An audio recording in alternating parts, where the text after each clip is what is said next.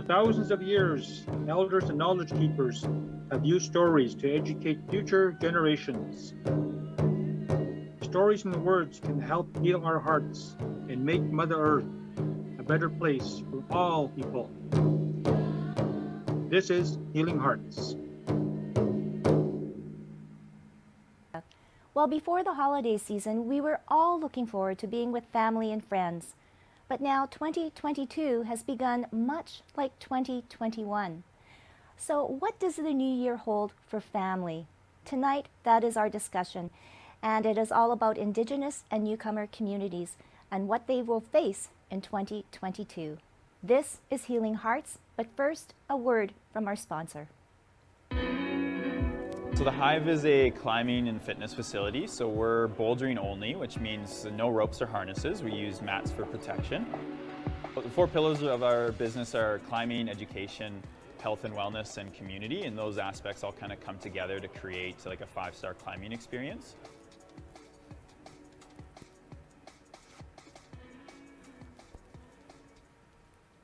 Well, welcome back to Healing Hearts. I want to give a big happy new year, and I sincerely mean happy because we do need some happiness in all of our lives today. So happy new year to Rana Bakari. So good to see you and so excited to have you. And Kate Kaler, thank you so much. You know, IPW has been wonderful and this partnership has been amazing. So looking forward to a new year of some really good conversations. And you know what, Clayton Sandy, thank you so much. Our knowledge keeper, are one of our co-creators of this whole program. It's been an honor, and I am excited to start a new year. But hey, 2022, it was supposed to be the year. Not really looking so good. But there is one thing, family, that I think has stuck in our minds through all of this. And really want to talk about family, what it is. What does a family unit look like now, especially in Indigenous and newcomer communities, and some of the things that we will be faced and they will be faced with in 2022. So I'm actually going to go first with Kate. Kate, you have some really interesting, obviously, and eye-opening probably information on child poverty. And this has always been, I guess, a thorn in our sides, especially here in Winnipeg, in Manitoba, having such a large child poverty population. So Kate. Yeah, sorry, I'm not the good news angel this evening, unfortunately, and I really apologize, but it's important to start out with the data because, you know, it just like anything, you know, when you can name the problem, then you have a chance to address it. You know, that when we talk around it, when we don't acknowledge what the problem is, then it doesn't get resolved. So just so folks know, so Social Planning Council, where I work, hosts Immigration Partnership Winnipeg, and it's been through that wonderful partnership with Immigration Partnership Winnipeg, Hugh and Clayton, that this wonderful show has come about. So I'm just sitting in tonight because one of the things that Social Planning Council has done for decades now is we've been part of something called Campaign 2000. And it's called Campaign 2000 because in 1989, our federal leaders all stood up in the House of Commons and said they were going to end child poverty by the year 2000. Now, it wasn't an empty promise. It really wasn't, actually. Ed Broadbent stood up. They actually had a plan. They proposed a plan. And the idea was it was doable. It was something that could be achieved. Maybe not by 2000, but it could be achieved. But they all stood up and then they said, yes, they were going to do this. They patted each other on the back and then they put no policy in place to actually take care of it. So Campaign 2000 kind of came together to track that promise and track how things have gone since then. So there's a national report card that comes out every year, and then any number of the provinces do their own, or territories do their own report. So here in Manitoba, unfortunately, we have the dubious and tragic title, we're the province with the highest rates of child poverty across Canada. Nunavut, the territory, has higher rates, but we are the province of the 10 provinces that have the highest rates. So what that means, over a quarter of our children live in poverty. And what that looks like in a number from the 2019 data, which is the most recent data that we have available to us, is that's 88,840 kids don't have what they need. and it's throughout the province. So people think, yes, of course it's high in northern Manitoba. It's high in the inner city of Winnipeg. But basically, if you look at every single federal riding, we have poverty in every single one. Now, we say child and family poverty because, of course, kids live in poverty because their families live in poverty. And those families struggle in poverty. And there are all sorts of reasons for it, and they are structural, and they are systemic. And so those are, again, going back to my point, is like, it seems like it's not something we can do anything about, but of course we can. We actually understand what the problem is. We actually just have to acknowledge it and then decide that we're actually going to do something about it. So there was a marked decrease in child poverty here in Manitoba in the year 2016, because that was the year the federal government brought in the child tax benefit. And it did have an impact. That's what people think. A lot of people still view poverty as a moral failing, and it's not. That's why I mentioned it is systemic. It is based on race. When we look at the numbers of who's actually trapped in poverty, especially in our province, we know who it is, and it's very racialized.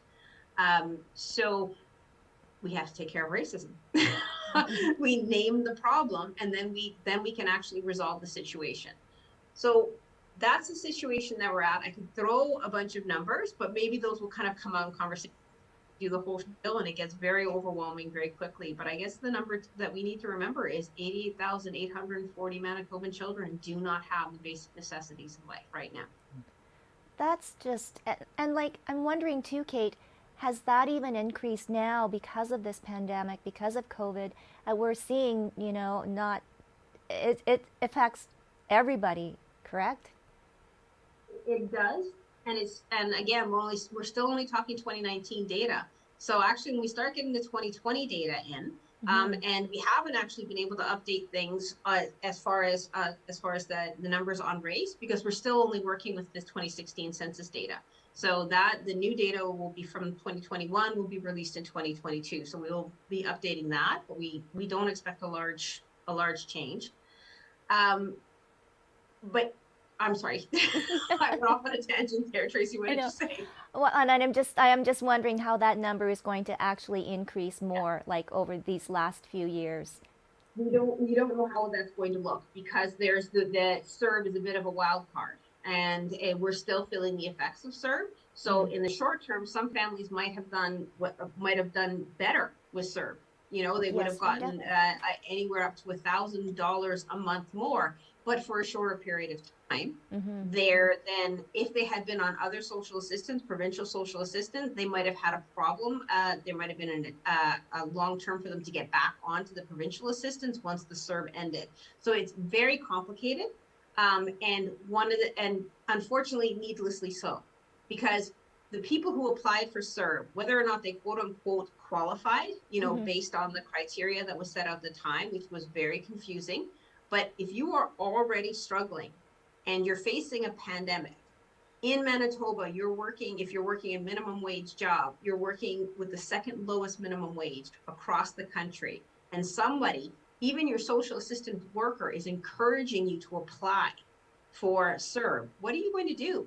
You're going to take it. It's like you're in a drastic situation, and someone's offering you a quick solution. It's like payday loan companies. That's why they thrive. So we actually one of the things that Campaign 2000 identified right off the bat was CERB. Even though the CERB was 100% necessary, it should have been done, but there needs to be a CERB amnesty, income tested based on family size, based on what an actual livable, acceptable income is. I started off by saying that actually, I'm not the good news fairy, but there is a little bit of good news in the fact that we ran some polling questions in 2020 to support the report card that we did previous to that. And what's interesting is the message is actually getting through. People are actually understanding how racialized poverty is. We asked a question and we said, a family of four, $30,000 a year. Is that enough to live on? The reason why we picked $30,000 a year is that's the accumulated benefits that a family would live on. And actually, 89% of Manitobans understood that was very difficult or somewhat difficult to live on. Like, everybody gets it. And I think that that's a good thing. And it was across political parties as well. So it's not, yes, you can look at the progressive conservative vote and it was somewhat down, but it was still almost 50% of those polled said it would be difficult to live on that amount of money.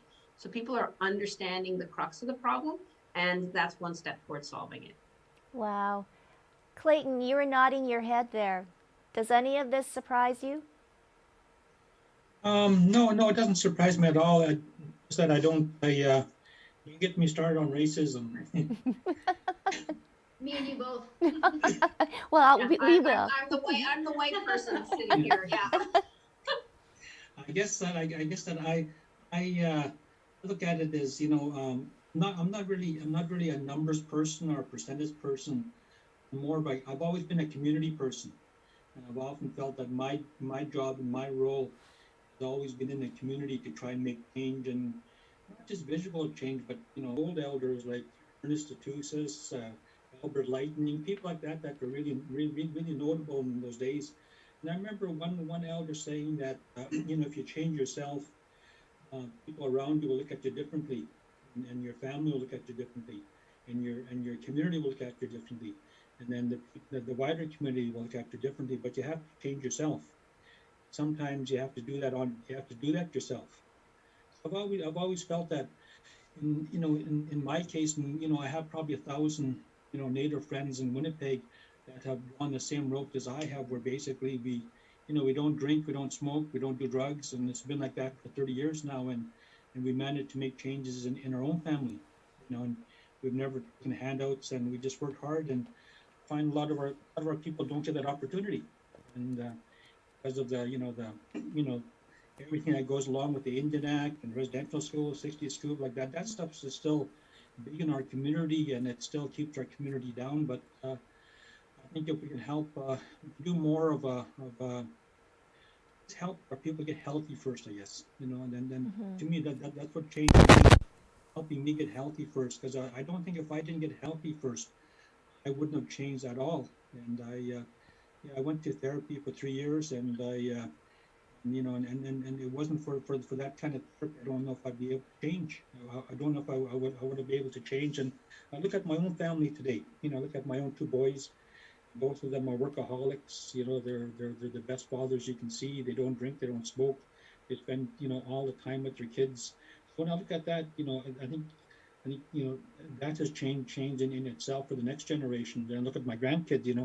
Who know some of their language now, and participate in their culture and feel proud about it. So that's a part of the change that I think that's important.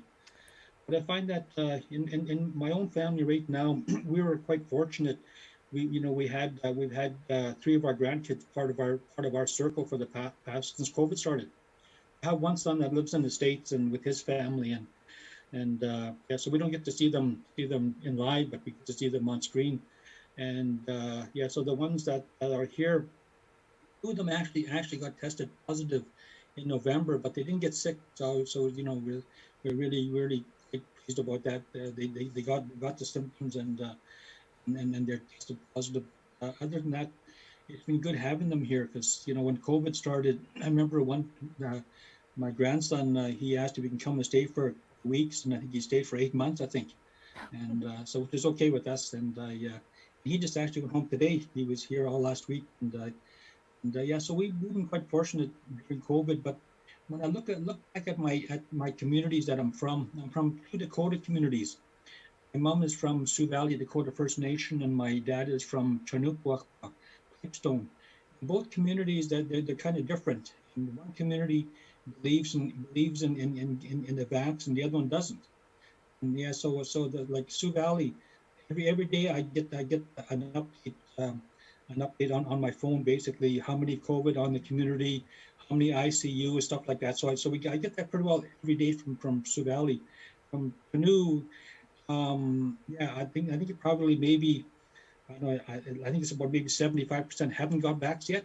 Wow. They believe strongly in their own culture, so they use their own medicines. So that's another thing there. I don't know how many cases they have on a day-to-day basis. That's the difference between those 2 communities, that one believes and the other one doesn't. Yeah. And so that sort of, surprises me sometimes. And I guess we're all individuals and we all feel and think the way we want to feel. And it's up to them, I guess, if they don't want to or if they want to. So that's the freedom of Canada, I guess. Yeah. And Clayton, I just wanted to ask you then on that, what have you noticed? I mean, you had talked so eloquently about your own family, and it's so wonderful to hear. But looking on the other side, like looking at your own other communities, talking to your friends, how has the family changed? I guess maybe over the last couple of years now, living through this pandemic and being faced with all these different circumstances. Well, one of the things that's really changed for my family is that we don't get to travel during the summers to powwows.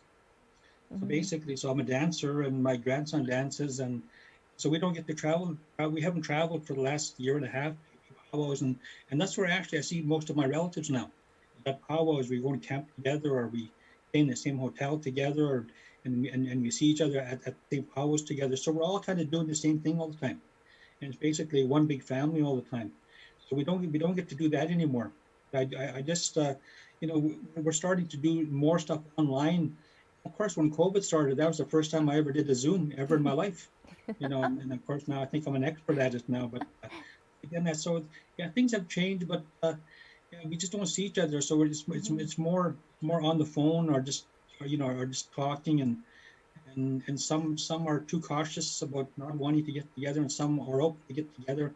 So that hasn't changed much, but just because of the distance, like my communities are 2 hours and 3 hours away from me, so I don't get to see them all the time. They let me know probably every day or every second day who's sick on the community, who's passed away. We've had a lot of people pass away because of COVID, like an awful lot of people, and yeah, so that's another sad thing about that. So Yeah, no, sadness definitely. And Rana, I wanted you on because family is like the heart and soul of who you are and who your It's the heart and family is. soul of Rana Bukhari, Yes, without a doubt. I know, Absolutely. I know. And I mean, Absolutely. and bringing in the culture and everything like that. And I thought that you could bring your own perspective, not, as an expert or anything like that, on the family and the changes you've seen, and then also your close connection to the Indigenous communities, and seeing how, they've definitely struggled, as we all have, but then adapted too, right? There is some positive things that have happened, and Kate even had some silver linings and all of her findings in talking about child poverty. Yeah, and I think that there's always a silver lining when people are really looking for it. I think the key is, I mean, let's just be totally blunt. People are struggling. Like, just people who are really, really struggling with death, with like the loss of people in their communities, and those are, when and I always say this, and I don't know, Clay can jump in, if he agrees, but I think that there's a very deep similarity between family structures, between Indigenous peoples and my culture, our people, that intergenerational connections, the reliance on each other, the love, and like everybody's your family. Like, if you look at my house, we have different generations. Like, I'm 44 years old. I got, my brother, my sister, like everyone's in the same house, right? Like we live together. We really do follow that cultural component of who we are. And it has a lot to do with our parents and the next generation coming. So there's that kind of cohesiveness that, a child coming into the family would see, and they would see that love and the connection, and they would learn just by watching people. And that's very similar, and I think Clay would agree, to Indigenous culture, right? There's a lot of love for family. So, when you start losing people to a pandemic, and people have died, there's families, if you lose 3 people in a community, like I'll give for example, this fall, Barren Lands lost 3 people it wasn't through COVID, but there was a boating accident and they lost 3 people, and it completely devastated every single home in that community because everyone was connected in some way. So that part's been really hard, and with people dying of the actual sickness, it is problematic. But I think that the good is, I think that there's two extremes. I think that you have families who may have connected more during this time. Maybe they have realized that the anger, or those little petty issues that we may have had, and we didn't talk for 6 months, and like people have those issues. We get caught up in life. I think there's people who may have recognized that and said, "Oh, whoa, like I miss my family. Like I really do. Now that I can't see them, perhaps I really do want to see them." So I think there's that extreme. And then I think there's people who really just realized maybe their family wasn't their family. Maybe their friends were their family. Maybe their, high school group of friends were their family. And Tracy's heard me talk about this a gazillion times. Like I have my blood family, and then I have all these different other groups of people that I call my family. But it's, and I think that times have changed. The definition of family is very different, but I can speak on behalf of my, our culture, where we are from, the teachings that we follow. We are very connected in that sort. Our families are our families. They haven't changed. So we've always been the same way. And, it's not just mine. I see it in my cousins and our extended community as well. We're very, we just rely on each other, and we have that really strong connection. And I was talking to my girlfriend last night, and we were talking about like, why is it so different? Like why is there such a difference between quote unquote like the Western versus the Eastern? And it is just that there's really big cultural differences between what families look like. And going back to what Kate was saying, yeah, we know the problem is racism, for sure. We've known, look, for anyone who is of color, I'm going to be blunt. Yeah, there's like, I was 3 when I figured out there was racism. I think any Indigenous person who ever walks into a mall knows that there's racism when you're getting followed by everybody, right? So we've always known that, but I think we're not the ones who have to start defining or telling people that there's been racism. We've been screaming about racism for forever, right? Like there's a different group of people who have to kind of step up and be like, whoa, like, okay, yeah, there's racism, and we're not being racist against ourselves. So like, let's figure out where the actual problem is. It is systemic. It is across the board. It is policies. It is implementation of policies. It is structural issues. It is education. There's a whole host of things. And I think that the really big, massive, shining star positive thing here is that, yeah, we're talking about it.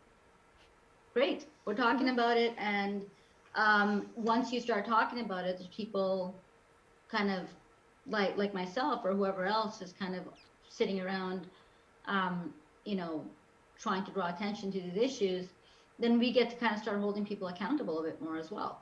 It becomes now a community issue, right? Like we all know it's there. It's not being hidden in any corner. The light's been shone on it as bright as can be. And okay, so what's the next step, and who's carrying it? Is it a government issue? Is it an educational issue? Is it a provincial government issue? Is it a municipal issue? Is it like the schools, healthcare? Like who's the people? Who's the group? I think that's the big question. Wow. Yeah, I was just wondering, can I just jump in really quickly, because that's definitely something that I thought the pandemic did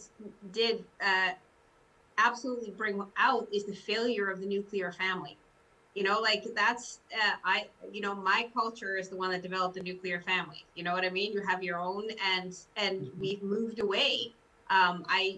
Even though I'm white, I have heritage. My heritage is Irish on one side, and the idea that there was still the idea of the multi-generational family and that sort of thing, but we've moved away from it in my culture. That's for sure, and it's an absolute failure. The younger generations are talking about chosen families, and my oldest and that sort of thing. Like, thank God she still wants to talk to me. That's great, but she has a chosen family as well, and those are her friends, and it's because of we understand what's going on, the racism, anybody who doesn't fit with their family's ideal. Unfortunately, when families do break up, if you're talking about trans people, that sort of thing, like we understand how some families break down around certain issues.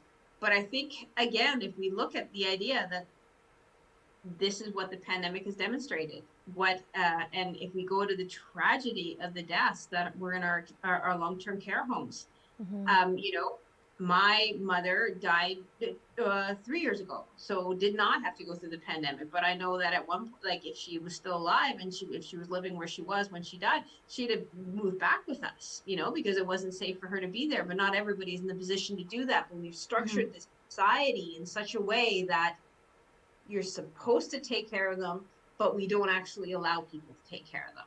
Like we don't give enough. There aren't enough support. So back to that silver lining.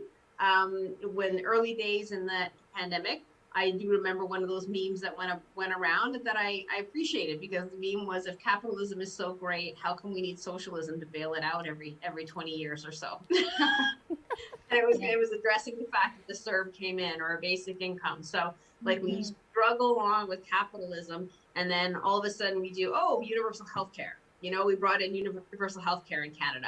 That's not a capitalist move at all. And there was a lot of objections to that when we brought it in.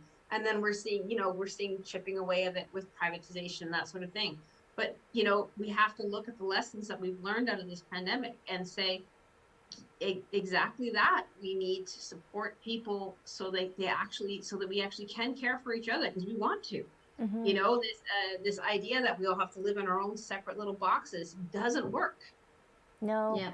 Can I just jump in? Because I just want to clarify something, because I think that it's at times, and I appreciate what Kate's saying about, different cultures moving away from intergenerational families and going towards nuclear families. But just like and I can only speak from my family, our culture, who we are, where we're from, what our jam is, I'll say. But for us, it's ancestral, right? So for us, we can't move away, or we could not have moved away from that intergenerational concept, or the family or the village, this idea that we're all aunts and uncles and family, because to be blunt, it's based on the respect of your ancestors. You do that because you're doing it to acknowledge and honor the next generation for your ancestors. That's why we do that, that's why, and it's not easy. I mean, to take care, Tracy knows my dad passed away like 2 years ago. We were all in the same house. My dad had like a lot of health issues, and there's no doubt that there's sacrifices that made, and you're right, there were no supports. But again,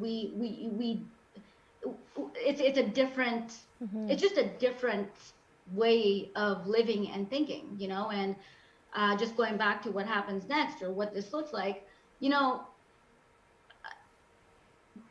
think that there's always this kind of concept that everything has to be addressed, and I hope not. And if there's something that just doesn't happen, it's like everything just has to be addressed. All poverty issues, all issues have to be addressed through these very Eurocentric lenses that don't actually apply to a lot of populations.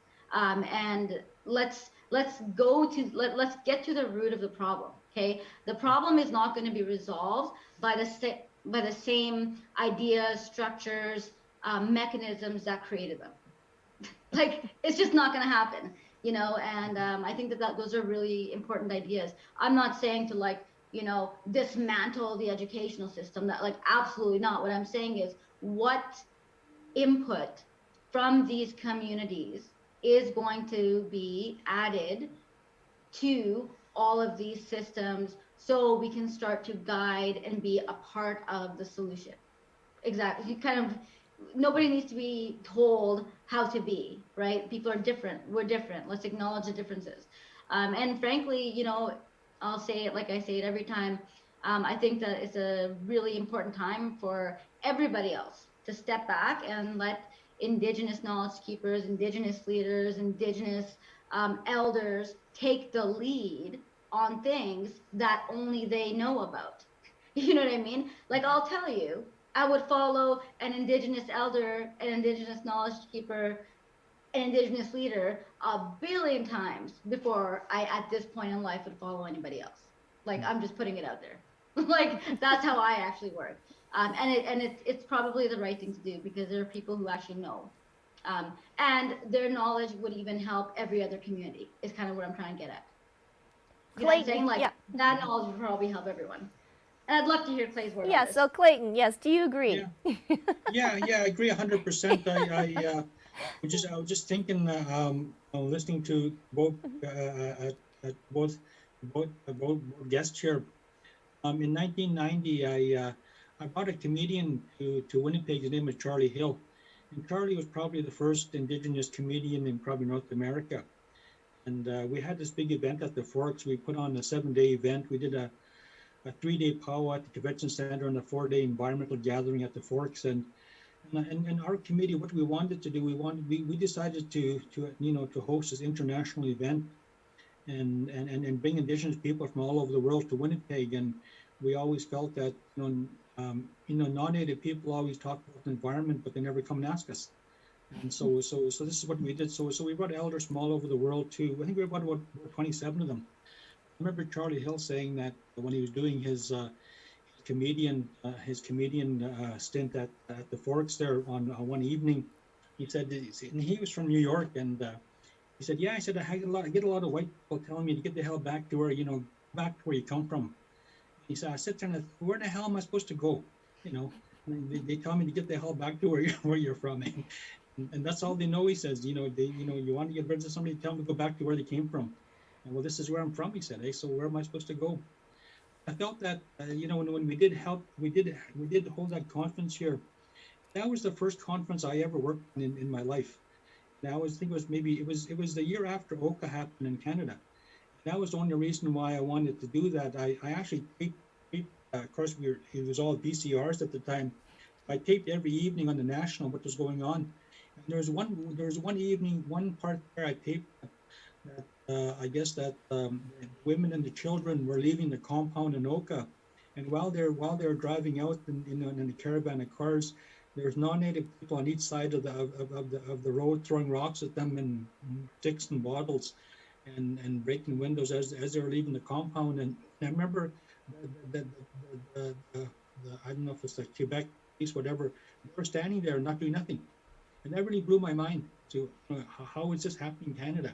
I taped that, and I actually took that and I showed that to a couple of very influential people in Winnipeg, and I said I would like to do something about this.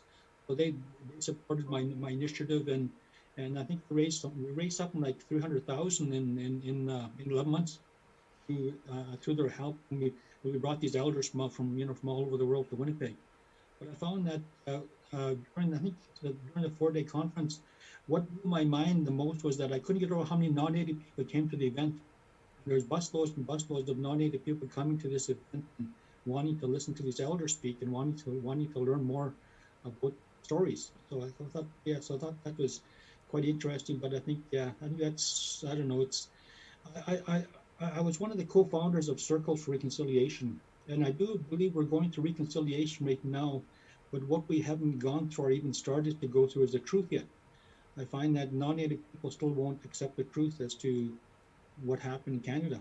So that's where I think we're stuck right now. I find that it's very difficult for them to say, even though that they weren't part of it, their ancestors were, but they still have a difficult time accepting that and saying, I am partly to blame, but what can I do about it now?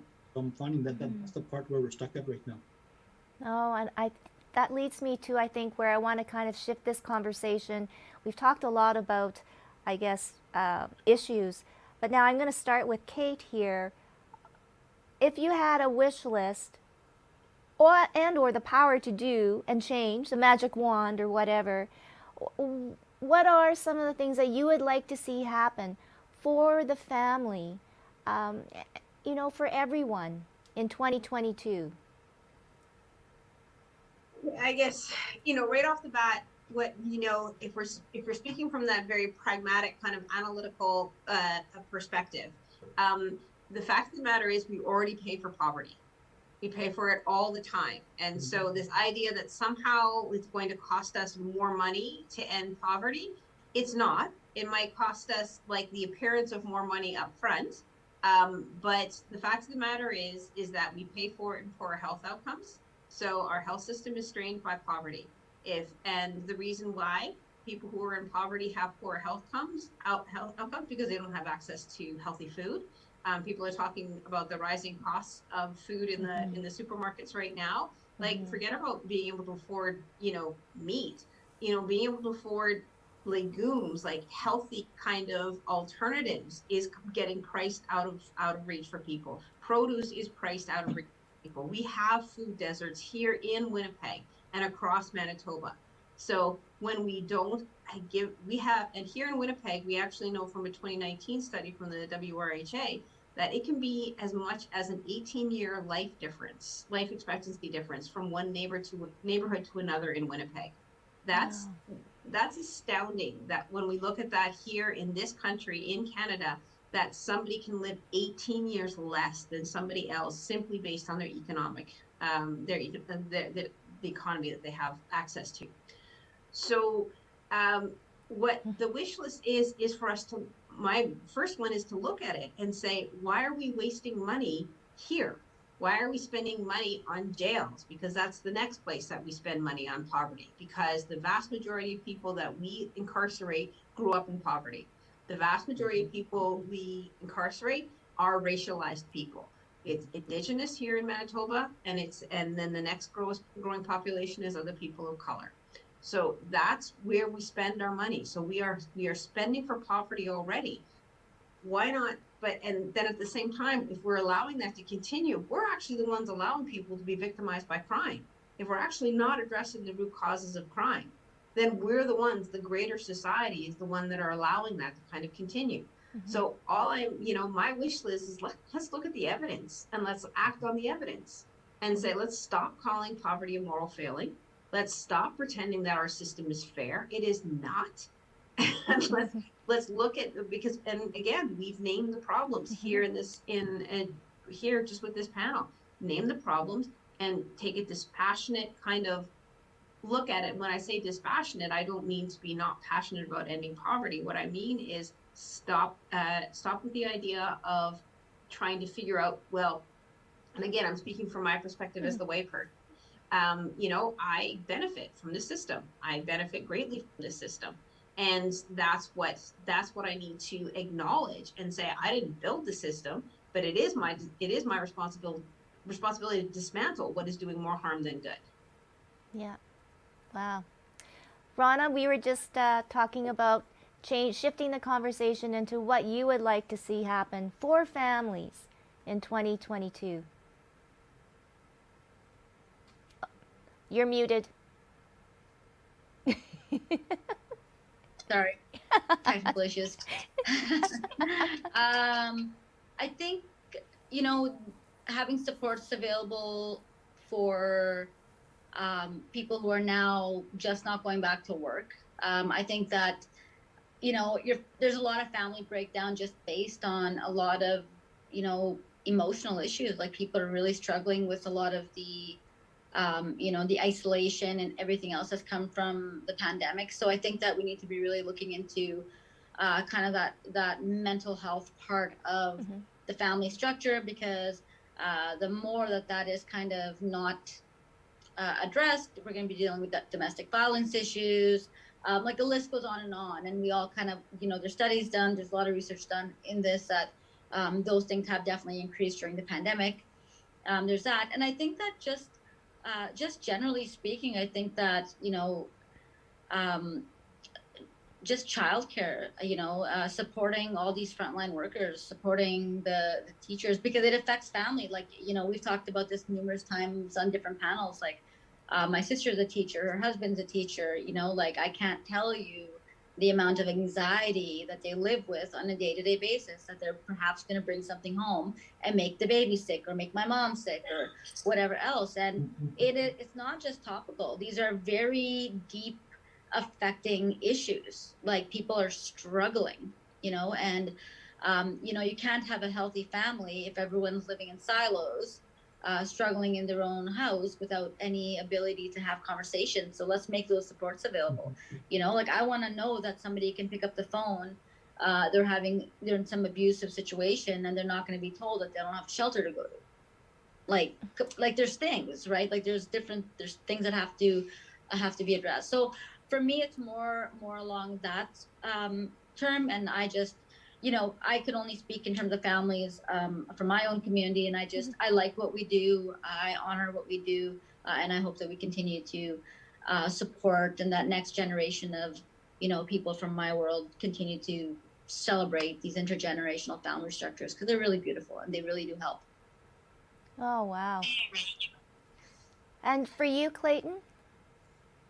I guess a couple of things. Of course, like I worked in government for most of my career, like for 38 years, and worked in different departments. But I often wish that, and even today, I don't see our people in a lot of jobs today. You know, I've always believed, and I've always told young people, you know, if you see a brown face in that uniform, that could be themselves. So we still don't have that.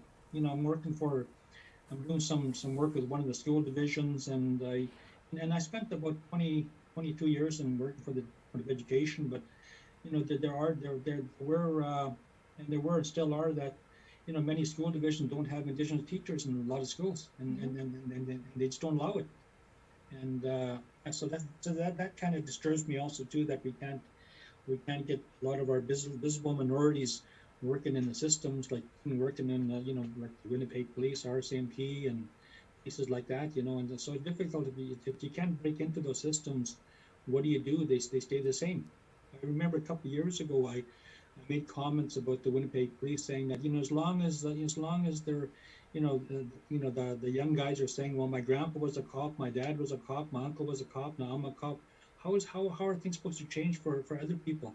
You know, if the whole place is, you know, not the whole place, but a lot of it's made you know, family members, and you know, they probably go to the same parties, the same cottages, the same churches, and all that, and you know, share the same gossip all the time. So how do we get our people into those systems? And I feel our own people, you know, need to be responsible also too, in the way they lead.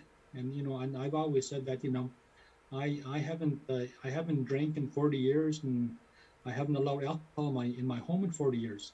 And so I did that because I wanted my family to change. So, but I think that we have to do that. And I do have thousands and thousands of Indigenous friends in Winnipeg that have done this exactly the same thing. So we're starting to take control of that, but we need to do it in a bigger, you know, we need to do that, you know, across Canada. And we need a lot of healing places. So we don't have a lot of these places where people can do the healing that I did. Like when I did my healing, it was actually therapy. So I find that, you know, because of the issues of, you know, residential school, 60 scoop and all that, a lot of our people still have that stuff inside here that they haven't been able to get rid of. So that's a big part of it, that, you know, healing needs to happen. And we need a lot of, you know, we need role models and mentors, and you know, we need support from the non-native community, and it has to be real support, not just you know, winter best. Each government has a role that have to play, and you know, I think it's important that they actually, you know, work with us in a real respectful way to get to the truth. And yeah, so that's what I'm hoping. I'm hoping that, you know, things can change in, you know, in communities, and our leaders can get healthy, and then from there, the family will get healthy, I believe. So that's sort of my dream. But again, that's a big dream. So. Well, you can always have your dreams, and we should all have our dreams. So I was wondering, going back now, we had a little conversation before we even began the show. We had talked about racism, obviously racism, from the way we look at, from how we look. But then there's another kind of, I guess, racism or prejudice, if you want to call it, between vaccinated and unvaccinated. Clayton, you kind of talked about it with your two communities. This has caused rifts in families, right? You know, definite rifts, whether it's a nuclear family or a multi-generational. And I think, Rana, you can probably attest too, like in multi-generational, it's probably even happening a lot in a broader sense, yes or no, depending on how elders, you know, the elders feel amongst the youth. what is your opinion? I'm throwing it out to the panel now on, I guess, the next generation of family. Are we all just going to kind of move on and okay, you agree to disagree or whatever, or are we going to split, or is this, is it always going to be and I kind of think it might be an ongoing kind of conversation, because it kind of looks like we're going to be continually potentially having a booster shot or of some sort every year. Kate? Thanks. Yeah, I went off mute. It's a really interesting topic, and it is long conversations. There's no doubt about it, and I think we have to be willing to invest in it as much as we want to, like, some of us want to face plant or whatever the expression is, and say, get the shot. What are you, like that sort of thing. But I guess, but there's a danger of going the other way as well. I don't know, anybody in the panel, have you actually watched Don't Look Up? Yes. Have you seen that? Okay, Clayton's shaking his head. It's on Netflix. It's a satire. A meteor is heading towards Earth, so it's very much an allegory for the climate crisis. I would put it to capitalist crisis, the crisis that we're in because we've adopted a capitalist society, but which, like, it's not going to last. It's not built to last. But anyways, the meteor is hurtling towards Earth and life is going to be destroyed. And these two scientists are trying to communicate this to the rest of the world, and they're trying to find the morning talk show words that they can say it in a way that people will listen. And then the one character just loses it and says, "Don't you get it? We're all gonna die!" and basically the response is like, "Well, I'm sorry, we're not gonna listen to you because you're the scary screaming lady. We're not gonna listen to you." And actually, what's more funny about that whole thing is that the critics of the movie are saying it's not funny because it's too strident. And so in our need, and it is a need to figure out a way to communicate with each other, we are still letting people off the hook because they're saying, "I'm sorry, you didn't say that in a way that I'm willing to accept it." I'm sorry, facts are facts, folks. Like, that's like, we have to be able to have those conversations with people and say, not call them out, not vilify them, because that doesn't work. It doesn't change anybody's mind. But we also can't, we can't actually blame, we can't shoot the messenger. And if the messenger is telling the truth, then we actually have to listen to the messenger. So it's, as always, and this is with IPW, one of the things that we often deal with is, obviously, we're talking to newcomers to this country. And they do end up just in very simple situations, job interviews, that sort of thing. And they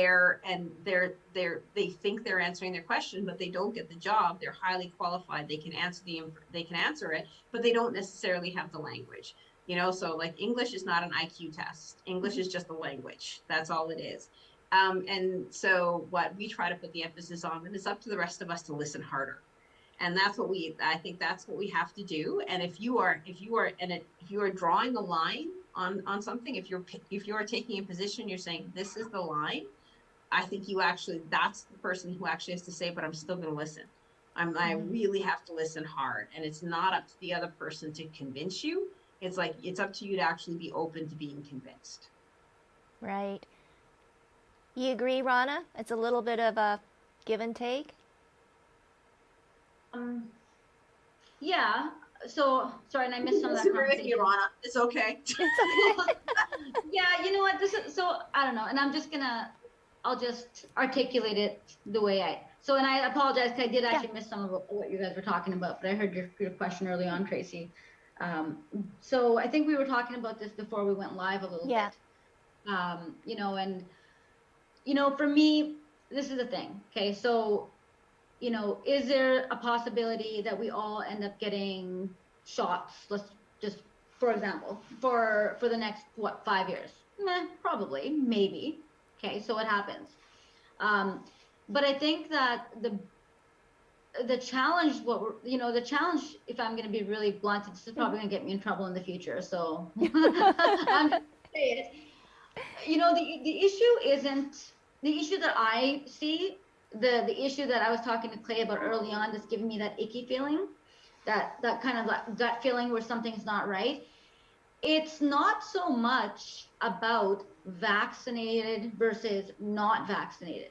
What's causing my kind of like hair to stand on the back of my neck is this intentional divide and conquer, hatred perpetuating, us and them mentality that historically has caused some of the biggest atrocities in this world. That's if I'm going to be really honest, that's my issue. I'm not sitting there saying, hey man, you got to get vaccinated, or hey, you don't, like, what, fine, what, everyone, we want to protect the community, but there's a balancing act here. Like, we got to be balancing some of this stuff here, right? And that's really where my challenge comes. And we were talking about, there's a province right now and they're talking about taxes, and some are coming out and saying, okay, well, if you're not vaccinated, there's some taxation. Okay, so that's a starting point for a conversation. Okay, but is there a discussion? Like, are we getting people involved to really have these discussions about what that looks like tomorrow? Like, what is the next, like, stuff like that is a really slippery slope. That's all I'm going to say.